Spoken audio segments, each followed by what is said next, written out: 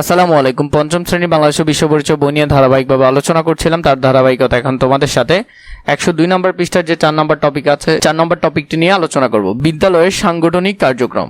1 নম্বর, নিচের ছবিগুলো পর্যবেক্ষণ করে ছবির পাশের ঘরের প্রশ্নগুলোর উত্তর লিখি।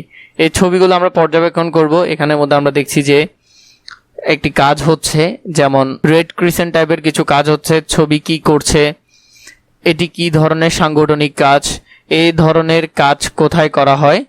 2 নম্বরে দেখছি ভোট দিচ্ছে, ছবিটি কিসের। এভাবে করে আমরা এই প্রশ্নগুলো আছে। 3 নম্বরে দেখছি এখানে 4 নম্বরে এই 4টা ছবির বিবরণগুলো আমরা পাশে পাশে লিখবো। কি লিখবা সেটা তোমাদেরকে দেখিয়ে দিচ্ছি। প্রথমে আমরা এই ছবিটা দেখলাম। এখানের মধ্যে ছবিতে কি করছে, শিক্ষক এবং শিক্ষার্থীরা বিদ্যালয় প্রাঙ্গণে গোল হয়ে আলোচনা করছে। 2 নম্বর, এটি কি ধরনের সাংগঠনিক কাজ, এটি 6 থেকে 10 বছর বয়সী শিক্ষার্থীদের নিয়ে গঠিত ক্লাব, দল বা স্কাউট সংগঠনের সাংগঠনিক কাজ। 3, এই ধরনের কাজ কোথায় করা হয়, এই ধরনের কাজ প্রাথমিক বিদ্যালয়ে করা হয়। তাহলে প্রথমটার উত্তর আমরা এখানে সুন্দর করে লিখতে পারবো। 1 নম্বরে ছবিতে কি করছে, শিক্ষার্থীরা স্টুডেন্ট কাউন্সিলের নির্বাচনে ভোট দান করছে। 2 নম্বর, এটি কি ধরনের সাংগঠনিক কাজ, এটি বিদ্যালয় কার্যক্রমে শিক্ষার্থীদের যুক্ত হওয়া এবং স্কুল প্রশাসনে তাদের মতামত জানানোর জন্য স্টুডেন্ট কাউন্সিল গঠন বিষয়ক সাংগঠনিক কাজ। 3, এই ধরনের কাজ কোথায় করা হয়, বিদ্যালয়ে এই ধরনের কাজ করা হয়। এরপরে যেটা আমরা দেখলাম, এই ছবিতে কি করছে, খুদে ডাক্তার দলের সদস্যরা একজন শিক্ষার্থীর স্বাস্থ্য পরীক্ষা করছে। 2, এটি কি ধরনের সাংগঠনিক কাজ, এটি বিদ্যালয়ে শিক্ষার্থীদের স্বাস্থ্য সুরক্ষা সম্পর্কিত সাংগঠনিক কাজ। 3, এই ধরনের কাজ কোথায় করা হয়, বিদ্যালয়ে এই ধরনের কাজ করা হয়। 1 নম্বর, ছবিতে কি করছে, বৃক্ষরোপণ দলের সদস্যরা বিদ্যালয়ের খালি জায়গায় বৃক্ষরোপণ করছে। 2, এটি কি ধরনের সাংগঠনিক কাজ, এটি পরিবেশ সংরক্ষণ সম্পর্কিত সাংগঠনিক কাজ। 3, এ ধরনের কাজ কোথায় করা হয়, বিদ্যালয়ে এ ধরনের কাজ করা হয়। তো এই যে বিষয়গুলো আছে এগুলো প্রতিটা দেখালাম, প্রতিটা এখানে ছবির পাশে পাশে সুন্দর করে লিখে ফেলবে। বিদ্যালয় একটি সামাজিক প্রতিষ্ঠান, বিদ্যালয়ে বিভিন্ন কাজ করা হয়। এইসব কাজ একা করা যায় না, সকলে মিলেমিশে করতে হয়। নিয়ম মেনে সকলে মিলে এ ধরনের কার্যক্রম করাকে সাংগঠনিক কার্যক্রম বলে।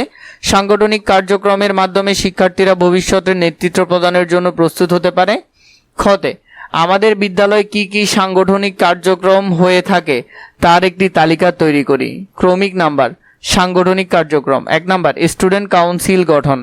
2, 3, 4, 5, এই 5টা এখন আমরা লিখবো। তাহলে আমরা চাইলে এখানে লিখতে পারি 1 নাম্বার স্টুডেন্ট কাউন্সিল গঠন, 2 নাম্বার বৃক্ষরোপণ দল গঠন, 3 খুদে ডাক্তার দল গঠন, 4 ক্লাব দল গঠন, 5 বই পড়ুয়া দল গঠন। তো এই যে এগুলো আছে এগুলো সুন্দর করে এখানে লিখে ফেলবে। এরপর আছে আমি নাজিফা, ক্লাব দলের একজন সদস্য। এই সাংগঠনিক কাজের মাধ্যমে আমি সময় মতো কাজ করতে শিখেছি, পরস্পরকে সহযোগিতা করতে শিখেছি, মানুষের প্রতি সহনশীল হতে শিখেছি। আমি ইহান, বৃক্ষরোপণ দলের একজন সদস্য। এই সাংগঠনিক কাজের মাধ্যমে আমি পরিবেশ সম্পর্কে সচেতন হতে শিখেছি, দলগতভাবে করলে কাজ সহজেই করা যায় তা শিখেছি, সকলের সাথে সুসম্পর্ক স্থাপন করতে শিখেছি। আমি তপু, স্টুডেন্ট কাউন্সিলের একজন সদস্য।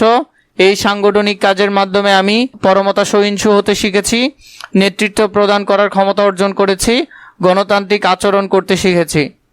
আমি আরিশা, খুদে ডাক্তার দলের একজন সদস্য। এই সাংগঠনিক কাজের মাধ্যমে আমি মানুষের সেবা করার মানসিকতা অর্জন করেছি, নিজের প্রতি নিজের যত্ন নিতে শিখেছি, মানুষের প্রতি সহমর্মী হতে শিখেছি। গতে, উপরে নাজিফা, ইহান, তপু ও আরিশার বক্তব্যের আলোকে বিদ্যালয় সাংগঠনিক কার্যক্রমের গুরুত্ব লিখি। ক্রমিক নাম্বারগুলো আমরা এখানে দিব। সাংগঠনিক কার্যক্রমের গুরুত্ব 1 থেকে 5 পর্যন্ত। 1 নাম্বার দিয়েছে আমাদের সহযোগিতা করতে শেখায়। 1 নম্বরে আমাদের সহযোগিতা করতে শেখায়। 2 নম্বর মানুষের প্রতি সহনশীল হতে শেখায়।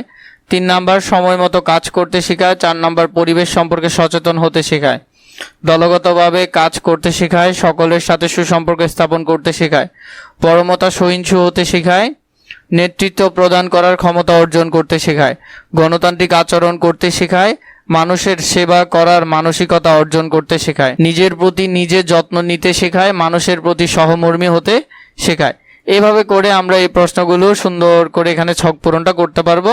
তোমরা 5টা দিলেই হবে। ঘতে উপরের ছকের গুরুত্বের আলোকে আমরা নিজের মধ্যে নেতৃত্বের কি কি গুণাবলী দেখতে চাই তার একটি তালিকা তৈরি করি। আমরা এখানে তালিকাটা লিখবো 1 থেকে 4 পর্যন্ত।